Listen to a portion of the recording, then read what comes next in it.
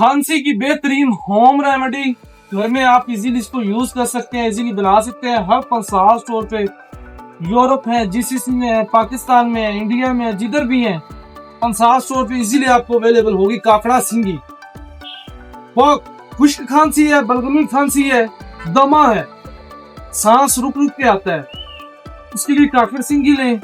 50 रुपए की काफी है, पी के यार पाकिस्तानी रुपीज में आप लें। उसका सफूफ बना लें, एक चने के बराबर काकड़ सिंगी, एक चने के बराबर शहद मिला के चाट लें। जायका तो थोड़ा अजीब है, लेकिन पहली खुराक से आपकी खांसी दोबारा नहीं आए।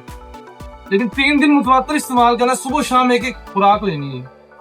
हमरा नीम गर्म पानी ले लें या ताजे पानी के साथ ले लें, क्योंकि बाद में गला थोड़ा कड़वा रहता है, इसलिए अगर पानी ना पिए तो ज्यादा बेहतर है। पहली खुराक से इंशाल्लाह शिफा होगी।